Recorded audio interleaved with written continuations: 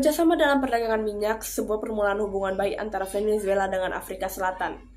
Berpindah ke negara Venezuela dan Afrika Selatan, Venezuela dan Afrika Selatan merupakan salah satu bukti dari negara-negara berkembang yang telah sukses menjalin kerjasama selatan-selatan. Kerjasama antara kedua negara tersebut bermula dari kerjasama dalam perdagangan minyak pada tahun 2008 silam, di mana saat itu dunia sedang dilanda krisis keuangan global. Sebagai negara-negara berkembang yang berjuang keras untuk tetap bertahan, Venezuela dan Afrika Selatan secara inisiatif membangun kerjasama di bidang perdagangan. Venezuela dengan keunggulan potensi minyak buminya, dan Afrika yang kaya akan gas alam saling menawarkan potensi sumber daya mereka dan bergantung satu sama lain di dalam perjanjian kerjasama. Tak hanya dalam sektor perdagangan sumber daya alam, Venezuela dan Afrika Selatan juga saling bekerja sama dalam bidang, khususnya dalam menghadapi pandemi COVID-19 di awal penyebarannya pada tahun 2020 silam, dengan cara berbagi analisis evolusi virus COVID-19 sebagai acuan untuk membangun kebijakan dalam menghadapi pandemi. Bahkan di tahun 2019, ketika Venezuela menghadapi krisis politik dan keuangan secara besar-besaran, Afrika Selatan membantu Venezuela dengan cara mendesak Dewan Keamanan PBB untuk turut serta membantu Venezuela kembali ke titik normal negara tersebut. Selama beberapa dekade terakhir, Uni Eropa dan Indonesia telah berhasil memperkuat dan memperluas kerjasama yang ditopang oleh tujuan bersama dan kepentingan bersama. Sebagai anggota G20, kedua negara bekerja sama dengan negara-negara lain untuk mengatasi masalah keuangan, sosial ekonomi, dan pembangunan global. Sejak 2014, Uni Eropa dan Indonesia meningkatkan hubungan bilateral dengan memperlakukannya perjanjian kerjasama kemitraan, antara lain untuk mendorong pembangunan ekonomi yang inklusif, mempromosikan tata pemerintahan yang baik, melindungi lingkungan, melawan dampak perubahan iklim, mendukung masyarakat sipil, dan mempromosikan pendidikan dasar. Beberapa keuntungan kerjasama dari peningkatan kerjasama telah terwujud melalui perluasan perdagangan dan investasi. Perdagangan barang antara kedua mitra meningkat dari sekitar 15 miliar euro pada 2009 menjadi 24 miliar euro pada 2019 atau kenaikan rata-rata 48%. Indonesia berkomitmen meningkatkan kerjasama bilateral di bidang ekonomi, khususnya perdagangan dan investasi dengan Thailand. Kedua negara juga memastikan saling mendukung di berbagai forum regional dan global. Hal itu disampaikan Duta Besar atau Dubes RI untuk Thailand, Rachman Budiman, usai menyerahkan surat kepercayaan Letter of Credence dari Presiden Joko Widodo kepada Raja Thailand Yang Mulia Raja Maha Vajiralongkorn di Ambara Villa, Istana Dusit, Bangkok pada Selasa 20 April 2021. Seperti dilansir laman Kementerian Luar Negeri RI, Rabu 21 April 2021, Indonesia dan Thailand akan saling mendukung dalam penelitian dan pengembangan kebijakan kesehatan masyarakat, khususnya termasuk vaksin COVID-19.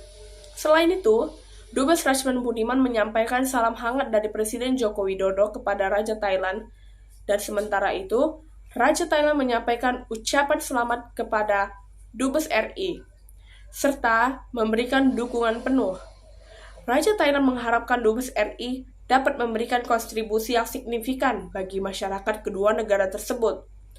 Hubungan bilateral Indonesia dan Thailand secara resmi dimulai sejak 1950, meskipun secara historis terjalin sejak masa Kerajaan Sriwijaya.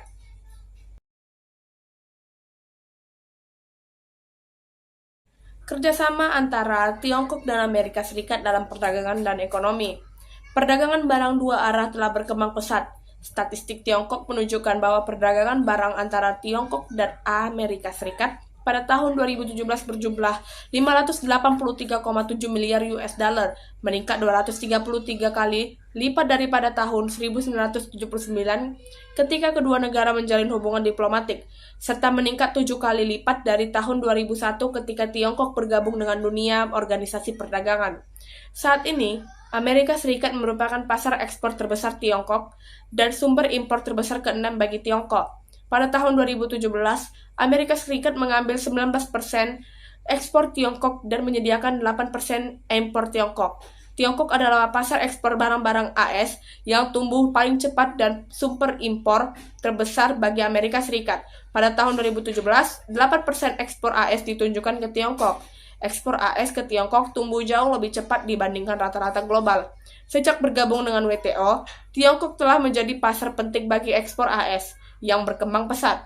Statistik PBB menunjukkan bahwa pada tahun 2017, ekspor barang Amerika ke Tiongkok berjumlah 129,89 miliar US dollar, meningkat sebesar 577% dari 19,18 miliar US dollar pada tahun 2001, dan jauh lebih tinggi dari tingkat pertumbuhan rata-rata ekspor Amerika secara keseluruhan sebesar 112%.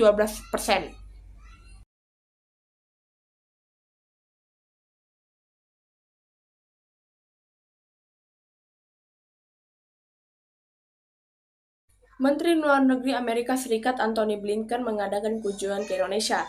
Setelah bertemu Presiden Joko Widodo kemarin sore, Blinken Selasa 14 Desember mengadakan pembicaraan dengan Menteri Luar Negeri Retno Marsudi di kantornya di Jakarta Selasa 14 Desember. Dalam jumpa pers bersama usai bertemu bilateral itu, Retno menjelaskan pertemuan bilateralnya dengan Blinken merupakan yang kedua dalam tahun ini. Dia menambahkan dengan Indonesia yang menjabat presidensi G20 dan koordinator dialog ASEAN-Amerika, maka komunikasi antara keduanya akan semakin meningkat.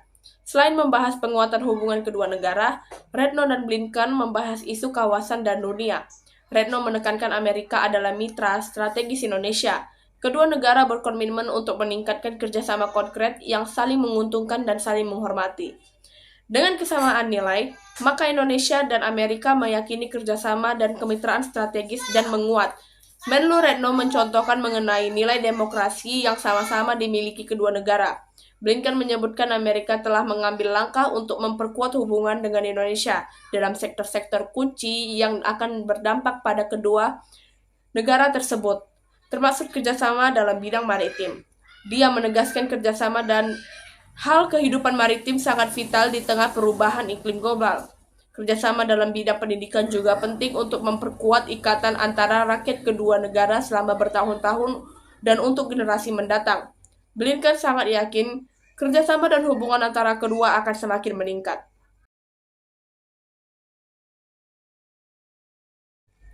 Sejak awal terdapat optimis bahwa perjanjian kemitraan ekonomi Indonesia-Jepang atau IJEPA akan menguntungkan kedua negara. IJEPA merupakan kerjasama ekonomi bilateral antara Indonesia dan Jepang berdasarkan 3 pilar: liberalisasi akses besar, fasilitasi perdagangan dan investasi, dan kerjasama peningkatan kapasitas. Setelah beberapa tahun, Indonesia menemukan kelemahan dari skema bilateral ini. Tulisan ini bertujuan untuk menjelaskan mengapa IJEPA tidak mendukung ekspor Indonesia ke Jepang. Ditemukan bahwa standarisasi Jepang menghambat ekspor Indonesia, sementara pada saat yang sama, IJEPA meningkatkan ekspor Jepang ke Indonesia, terutama elektronik dan otomotif. Tulisan ini menyarankan agar Indonesia melakukan peninjauan serius terhadap skema IJEPA.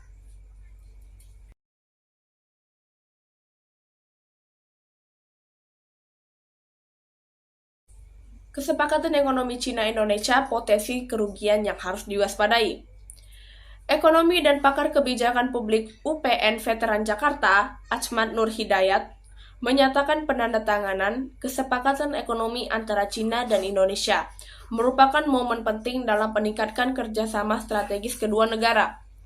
Hingga saat ini sudah banyak kerjasama yang dibangun termasuk dalam pembangunan infrastruktur, perdagangan, dan ia mengupakan kekayaan sumber daya alam yang dimiliki Indonesia, tentunya menjadi daya tarik bagi dunia internasional untuk bisa bekerja sama dengan Indonesia dan menikmati hasil pemanfaatan SDA tersebut. Namun di balik potensi manfaat yang besar, kesepakatan ini juga menimbulkan potensi kerugian ekonomi yang harus diwaspadai dengan sesama, kata Achmad Nur.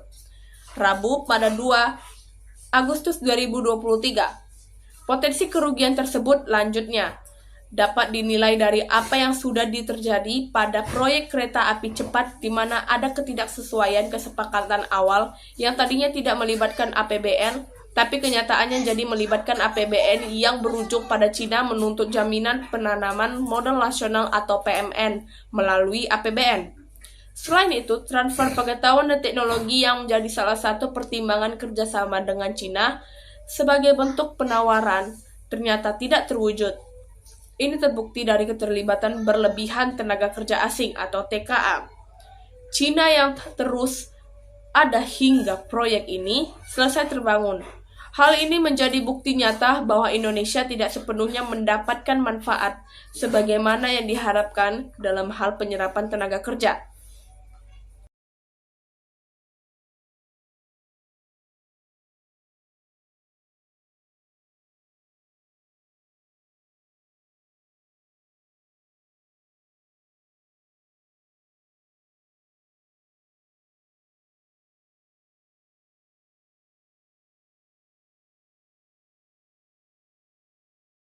Dampak perang antara Amerika Serikat dan Cina terhadap ekspor Indonesia. Sejak tahun 2018, ketegangan perdagangan antara Amerika Serikat dan Cina semakin meningkat dan berujung pada pengenaan tarif dari kedua negara. Perang dagang AS dan Cina telah berdampak negatif pada arus perdagangan untuk kedua negara. Meskipun dampak lebih besar cenderung dirasakan oleh Cina, hingga saat ini, aspek yang masih dipertanyakan adalah sampai sejauh mana mitra perdagangan ketiga seperti Indonesia terkena dampak dari eskalasi perang dagang tersebut.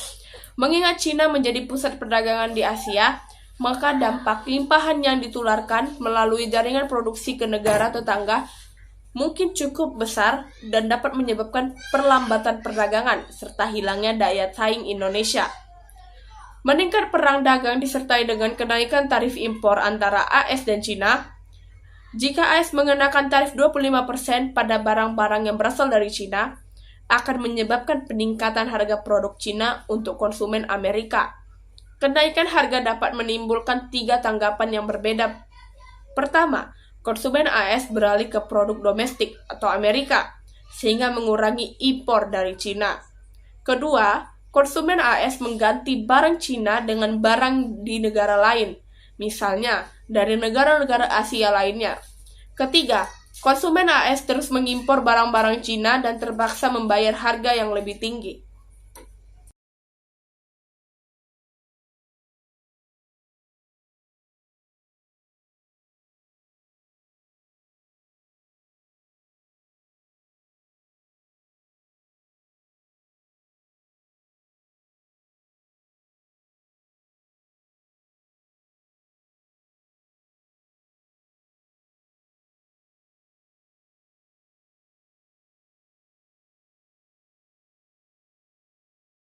Penurunan perdagangan Indonesia dan Kanada di tingkat provinsi. Dalam kasus perdagangan Indonesia-Kanada yang mengalami penurunan pada periode 2015 hingga 2016, terdiri dari turunnya ekspor dan impor yang dilakukan oleh keduanya. Data-data menunjukkan bahwa dari ekspor Indonesia ke Kanada pada periode tersebut mengalami penurunan dari 1,67 miliar dolar Kanada menjadi 1,62 miliar dolar Kanada. Turun sebesar 50 juta dolar Kanada atau 1,5% lebih rendah daripada tahun sebelumnya. Jika dilihat dari 5 provinsi di Kanada yang melakukan transaksi perdagangan dengan Indonesia yaitu Quebec, Nova Scotia, Newfoundland, dan New Brunswick. Dapat dianalisis lebih lanjut perdagangan kedua negara. Quebec pada tahun periode 2015 dan 2016 mengalami kenaikan impor dari Indonesia yaitu sebesar 32 juta dolar Kanada atau 44% lebih banyak dibanding tahun sebelumnya. Provinsi lain yang mengalami kenaikan jumlah impor dari Indonesia adalah Newfoundland dengan jumlah kenaikan sebesar 224 ribu dolar Kanada, naik 33% dari tahun sebelumnya. Dengan baja sebagai komoditas impor terbesar pada periode 2015-2016, provinsi dengan penurunan impor dari Indonesia pada periode 2015-2016 adalah New Brunswick dengan penurunan terbesar 100 ribu dolar Kanada, turun 8,11% dibanding tahun sebelumnya, dengan komoditas yang mengalami penurunan yang signifikan, yaitu karet sebesar 300 ribu dolar Kanada. Nova Scotia menjadi provinsi dengan jumlah penurunan impor terbesar Indonesia, yaitu sebesar 135 juta dolar Kanada atau 48% lebih sedikit dibanding tahun sebelumnya. Dengan komoditas paling menurunnya jumlah impornya yaitu karet sebesar 22 juta dolar Kanada dari tahun sebelumnya.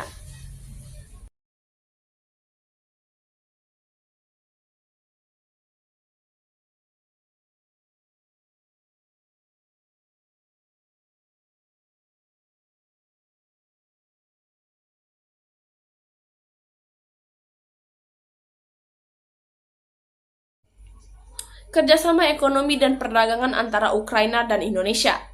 Menurut data statistik Ukraina, omset perdagangan bilateral antara Ukraina dan Indonesia pada tahun 2020 mencapai 1,01 miliar US dollar dan menurun dibandingkan tahun 2019 sebesar 1,7%. Ekspor sebesar 735,6 juta US dollar dan meningkat 0,1%.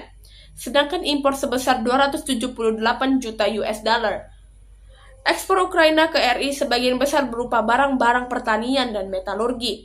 Sementara, impor Ukraina ke RI sebagian besar terdiri dari minyak sawit, coklat, alas kaki, kertas, dan karton.